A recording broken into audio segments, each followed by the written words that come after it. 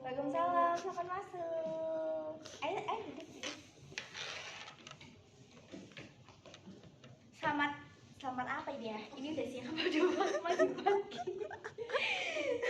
Selamat pagi aja deh, selamat pagi Mbak Niki. Selamat datang kembali.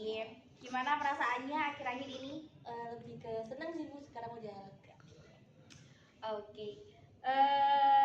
Gimana nih kemajuan dari pertemuan sebelumnya? Apakah Mbak Niki udah bisa menerapkan solusi yang Mbak Niki temukan di pertemuan sebelumnya? Udah sih Bu, saya sekarang lebih nonaktifin sosmed, terus lebih kayak mungkin saya udah mulai itu Bu, beli buku kayak self healing supaya saya lebih kebuka juga. Terus saya juga kalau mau cari lomba mungkin lebih ke Google ya, mungkin search di Google terus kayak ke Instagramnya itu lomba-lomba. Saya juga udah ikut beberapa lomba sih Bu. Alhamdulillah.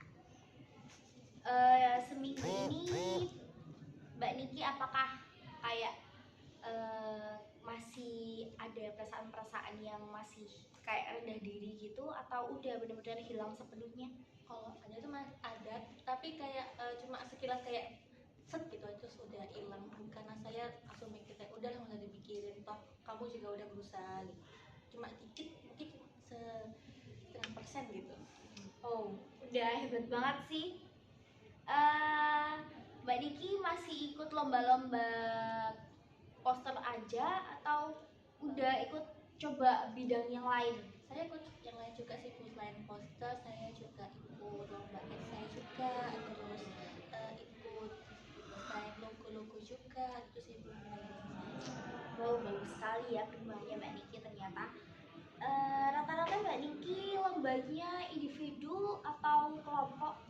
Kalau saya lebih milih individu sih Bu, biar saya bisa mengukur sejauh mana kemampuan saya di lomba itu.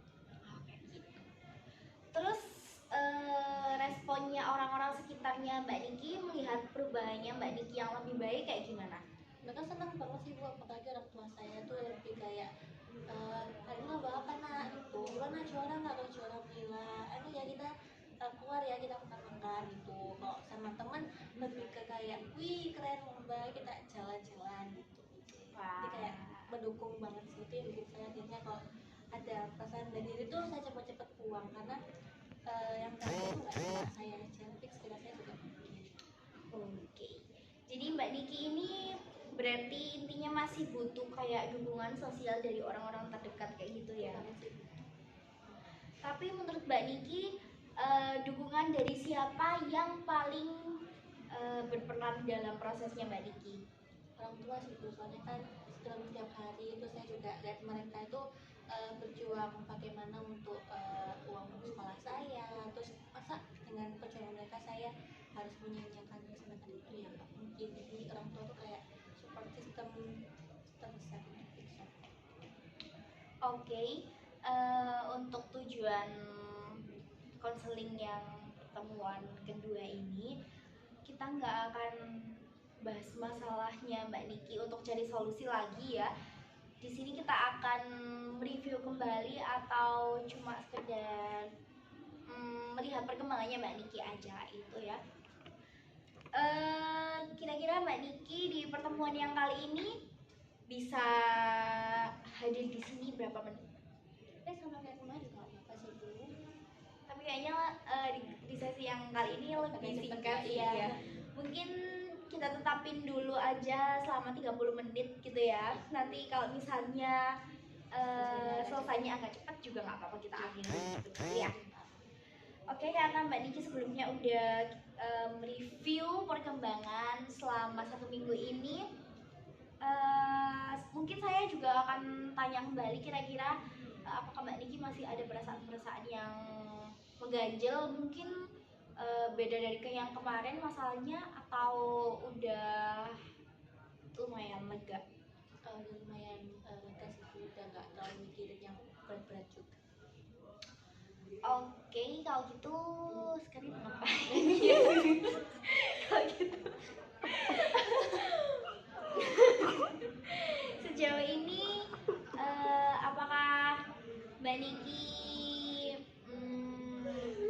masih melihat kayak teman-teman di media sosial ataupun secara langsung mungkin terkait kayak mereka ikut lomba-lomba?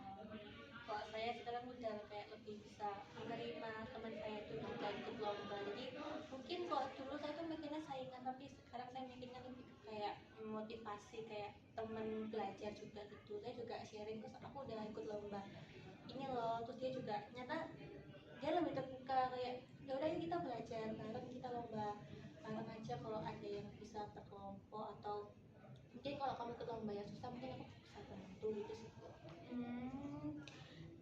Waktu teman-temannya Mbak Niki ada yang lomba gitu, mungkin apakah Mbak Niki itu juga melakukan hal yang sama kayak mereka menyemangati Mbak Niki kayak gitu? Ya sih, saya sekarang juga lebih istilahnya kayak lebih legowo gitu untuk menyemangati mereka, udah nggak ada perasaan kayak ganjel atau Tapi pernah nggak sih temennya Mbak Niki itu malah ada yang merasa rendah diri karena melihat Mbak Niki gitu, mungkin sebaliknya gitu? Kalau itu saya mungkin kurang tahu sih Bu kalau lebih jelasnya, tapi mungkin pasti kita nggak tahu perasaan orang, mungkin juga ada, saya nggak tahu mungkin gitu. Kira-kira Mbak Niki kalau misalnya menghadapi temen yang kayak gitu, Mbak Niki mau ngapain? Kalau saya sih lebih ke kayak biar dia tuh cooling down dulu, kayak saya lakuin, dia biar healing dulu, self healing, kayak cooling down dulu. Takutnya kalau saya masuk ke ranahnya dia ngerasa kayak mungkin kita dianggap sok gitu. Jadi mungkin biar mereka cooling down dulu, terus misalkan butuh bantuan, saya tetap nawarin bantuan tapi nggak memaksa kayak apa kamu tetap bantu, tapi kalau dia butuh harus saya datang. Oh, oke, dari konsep. Apalagi ya, kalau misalnya di rating nih, kira-kira Mbak Niki itu udah jauh lebih leganya itu dari skala 1 sampai 10 udah di fase yang mana? 9 sih. 9? Iya. Satunya kira-kira kenapa nih kok nggak sampai 10?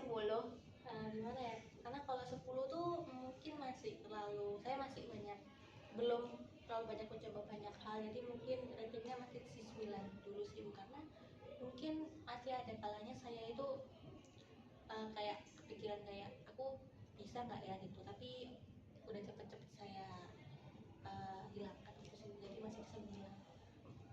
Tapi juga udah bagus sih, Mbak Niki udah percaya diri banget ya ada di skala 9 itu tadi.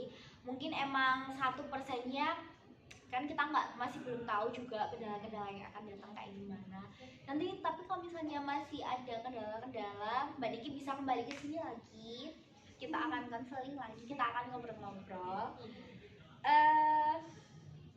Lagi ya, mungkin udah sih jauh ini itu aja. Mbak Niki masih ada yang ingin disampaikan atau enggak? Cukup sih kayaknya.